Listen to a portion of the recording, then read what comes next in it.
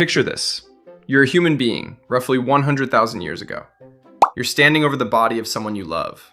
Maybe a parent, maybe a child. The body isn't moving. It hasn't moved in hours. And something is happening inside your skull. That has never happened inside any skull on Earth before. You're not just noticing that this person stopped breathing. You're starting to understand what that means for you. Not just for them, for you.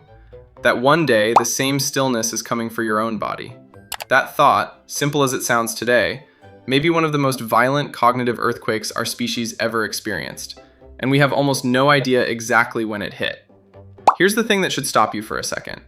Every animal on this planet avoids death. A deer runs from a wolf. A fish darts from a shadow.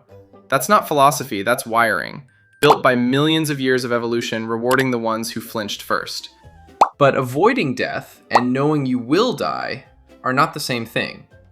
A deer running from a wolf has no concept of non-existence. It has fear, not foresight. It reacts to danger in the moment. It does not lie awake at night, if deer could lie awake, dreading a day decades away when its body simply stops. As far as we can tell, we are the only species in 3.8 billion years of life on Earth that figured out the ending of its own story before living it. So when did that happen? When did some ancestor of ours look at a corpse, or a sunset, or their own aging hands, and connect the dots in a way no other living thing on this planet ever had? Was it sudden? A single mind making a single terrifying leap? Or was it slow, dawning over thousands of generations, like fog lifting off a lake?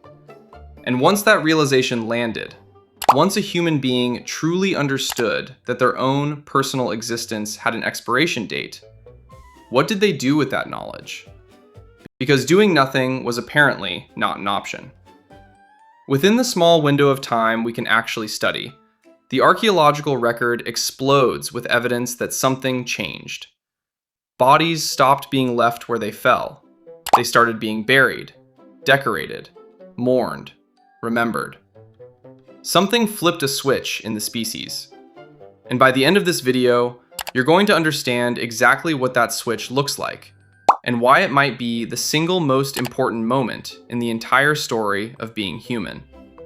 Let's talk about what the dirt actually tells us. Bodies don't lie, even after 100,000 years.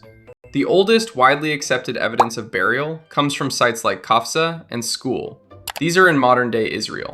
Dating back roughly 100,000 years, excavators found human remains placed deliberately, in pits, curled into specific positions, sometimes accompanied by objects with no practical use. A deer jaw resting in someone's hands, red ochre pigment scattered across the bones. None of that happens by accident. You don't trip and fall into a grave-shaped hole, with a deer jaw tucked under your arm.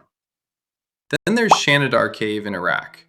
Neanderthal remains were found there, not even our own species, surrounded by clusters of pollen from flowering plants. For decades, scientists called this the flower burial. They argued it was the earliest funeral ritual. Some researchers later pushed back, suggesting burrowing rodents might have dragged the pollen in. That pushback matters because it's a fair objection. It forces us to ask an uncomfortable question. How do you prove a creature understood death, rather than just disposing of a body like garbage?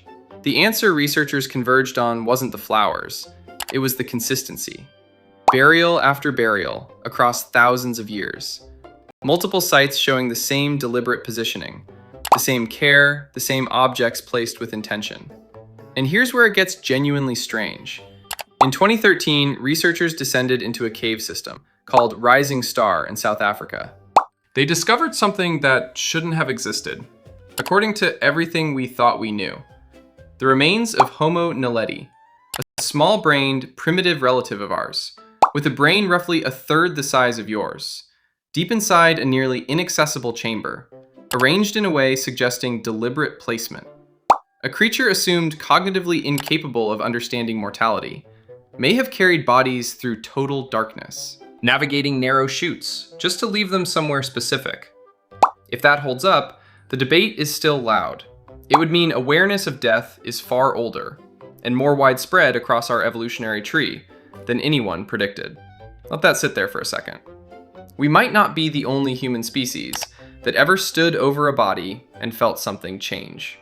So how does a brain actually arrive at the sentence, "I am going to die"? It sounds simple. It is not simple. It requires a specific piece of cognitive machinery that almost nothing else on Earth seems to have, something psychologists call theory of mind. That's the ability to model another creature's inner experience, to understand that other beings have thoughts, perspectives, and internal states separate from your own. Without that, death is just an absence. The body that used to move now doesn't move. With theory of mind, death becomes something else entirely. It becomes the disappearance of someone's experience, their thoughts, their perspective on the world. And once you can imagine that happening to someone else, the next cognitive step is brutal in its simplicity. You can imagine it happening to you. Researchers studying self-awareness point to a related skill, mental time travel, the ability to project yourself forward into a future you haven't experienced yet. Squirrels bury nuts for winter, but that's instinct, not imagination. A human projecting themselves forward 50 years and picturing their own absence from the world, that requires something closer to full narrative consciousness. Some researchers argue this capacity likely emerged alongside complex language, somewhere between 100,000 and 200,000 years ago, because you basically need language, internal or spoken, to construct a story about a future self who no longer exists. Now, here's the skeptic's objection, and it deserves real consideration. Maybe none of this required abstract reasoning at all. Maybe watching enough group members die from predators, disease, and violence eventually built a kind of statistical pattern recognition. Everyone I've ever known has eventually stopped moving permanently. Therefore, I probably will too. That's not philosophy, that's just observed frequency, the same way you'd learn that winters always end eventually. It's a fair point. Pattern recognition alone might explain a lot of early death-related behavior without requiring full existential awareness. But pattern recognition doesn't explain everything we find. It doesn't explain grave goods meant for an afterlife journey. It doesn't explain ochre applied with what looks like ceremonial intention rather than random behavior. Statistical pattern recognition tells you death happens. It doesn't tell you to prepare a body for what comes next, because there's no logical next in pure observation. The leap from everyone eventually stops moving to I should place tools beside this person for wherever they're going requires something else. It requires imagining a future that hasn't happened, for a self that no longer exists, and somehow that imagined future demanded action in the present. That's not animal cognition responding to a threat. That's something closer to the birth of human meaning-making itself, and it's about to get a lot darker.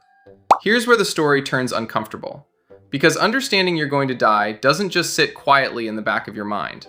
Psychologists have a name for what happens next: terror management theory. And the core idea is simple and a little devastating. The moment a species becomes capable of imagining its own non-existence, that species needs something, anything, to make the unbearable weight of that knowledge livable. You cannot function as a hunter-gatherer, raising children, building shelter, planning tomorrow, while constantly staring directly at your own inevitable erasure. So the mind builds buffers: religion, ritual, afterlife belief, legacy, tribe. Every single one of those, according to this theory, isn't separate from the discovery of death. It's a direct response to it. The first grave goods weren't just sentimental gestures. They were arguably the first technology humans ever built specifically to manage psychological terror, centuries before anyone built a wheel.